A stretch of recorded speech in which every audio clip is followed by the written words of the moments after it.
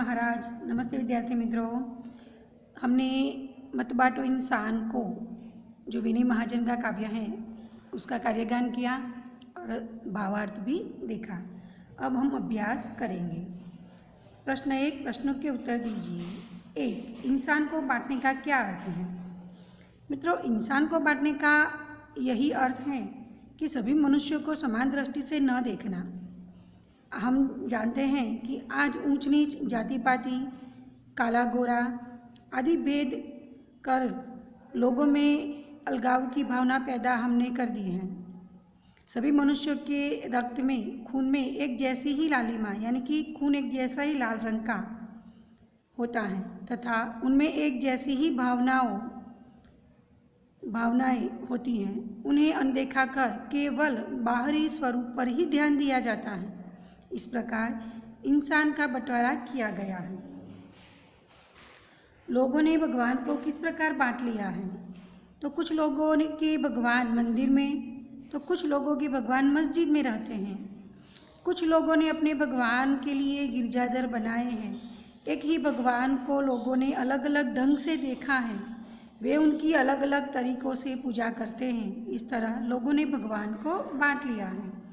चट्टानों की प्यास कैसे बुझाई जा सकती है? चट्टान का अर्थ है कि वे लोग जो भेदभाव के जुल्म सहते सहते पत्थर जैसे कठोर हो गए हैं। हमें उन लोगों के साथ समानता का व्यवहार करना चाहिए, उन्हें भी अपनत्व प्रदान करना चाहिए। इस प्रकार प्यार का शीतल जल देकर चट्टानों की प्यास बुझाई जा सकती है। प्रश्न नंबर 2, इस काव्य को आरव अवरोह के साथ गाइए तथा समूहगान कीजिए। मित्रों, मैंने काव्यगान जो आपको करवाया वीडियो के माध्यम से, आप फिर से वह काव्य देखिए और खुद आरोह अवरोह के साथ गाने की कोशिश कीजिए। प्रश्न नंबर 3, निम्नलिखित काव्य पंक्ति का भावार्थ बताइए। मित्रों, मैंने काव्य सभी पंक्तियों का भावार्थ मैंने आपको बताया है। फिर से हम एक बार देख लें। अभी राह तो शुरू हुई है, मंजिल बैठी दूर है, उजियाला महलों में बंदी हर दीपक मजबूर है। इसका अर्थ है कि दुनिया में समानता की भावना फैलने की अभी तो शुरुआत हुई है। समानता का भाव पूरी तरह फैलने में अभी देर है। उसके लिए अभी बहुत प्रयत्न करने पड़ेंगे। बिजली की रोशनी अभी केवल महलों में, यानी कि धनी लोगों के घरों में ही है। गरीब लोगों के घरों में तो आज भी दीपक जल रहे हैं।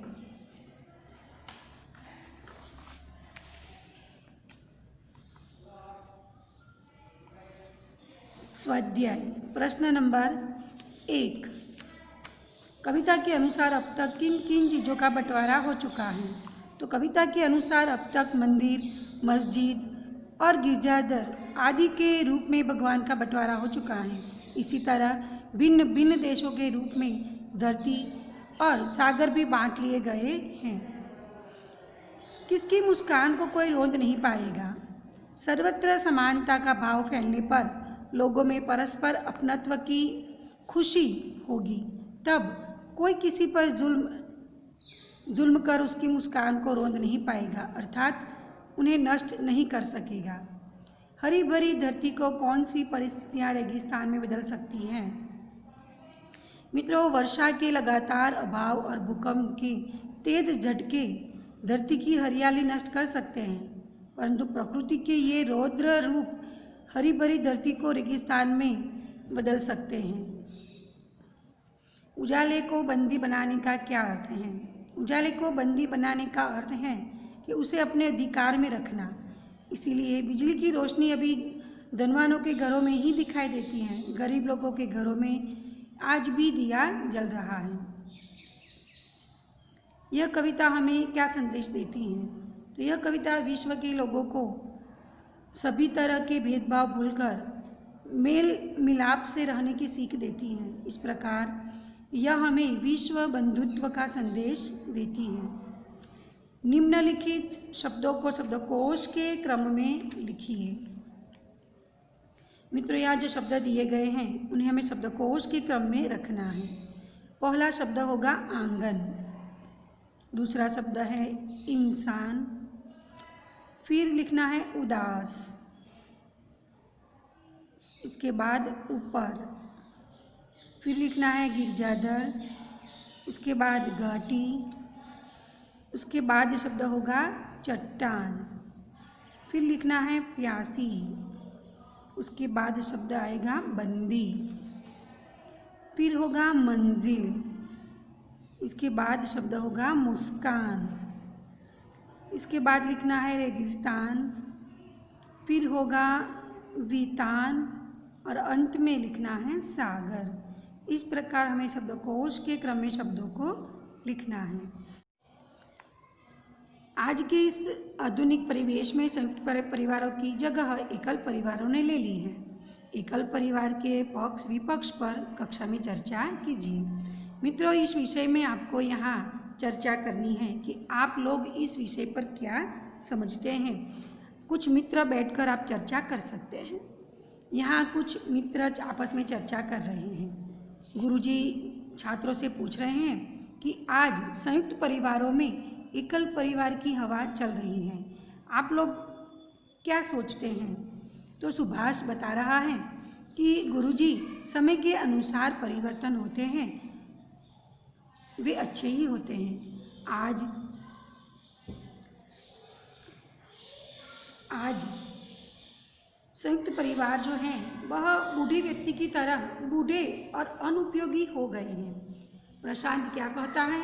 प्रशांत कहता है, गुरुजी, संयुक्त परिवार बरगद के वृक्ष की तरह होते हैं, उनका महत्व न समझने वाले ही उनकी बुराई करते हैं। सुरेश कहता है, गुरुजी, हमारा परिवार एकल परिवार है, पिताजी, माँ, दीदी और मैं, बस ये 4 जन ही हमारे परिवार के सदस्य हैं। घर में बड़ी शांति रहती है। जब हम संयुक्त परिवार में थे तब रोज आपस में झगड़े होते थे। पुरुष खर्च के बारे में और महिलाएं काम के बारे में झगड़ती थी। हम शांति से पढ़ भी नहीं सकते थे। इसीलिए मैं तो एकल परिवार ही पसंद करता हूँ। कमल क्या कहता है? गुरुजी, मैं भी प्रशांत की बात का समर्थन करता हूँ। जब मेरी माँ बीमार हो जाती हैं तब मुझे बहुत काम करना पड़ता है। ब्रेड खाकर ही काम चलाना पड़ता है। पिताजी शाम को आते हैं तब खिचड़ी बनती है।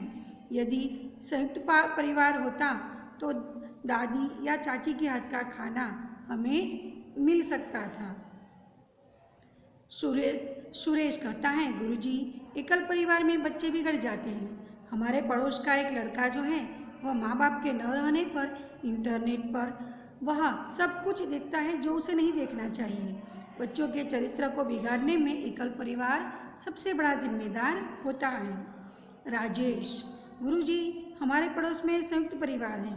कोई बीमार होकर अस्पताल में जाता है तो बारी बारी से घर के सभी सदस्यों की देखभाल करते हैं। क्या एकल परिवार में यह संभव हो सकता है? शिक्षक बताते हैं, हाँ, तुम्हारी बात बिल्कुल सही है। संयुक्त परिवार में सहयोग की भावना होती है जो एकल परिवार में संभव नहीं है, परंतु परिवार की शांति और आर्थिक दृष्टि से समय की मांग एकल परिवार है। मित्रों, संयुक्त परिवार में जो हमें प्रेम और सहयोग मिलता है वह एकल परिवार में नहीं मिलता।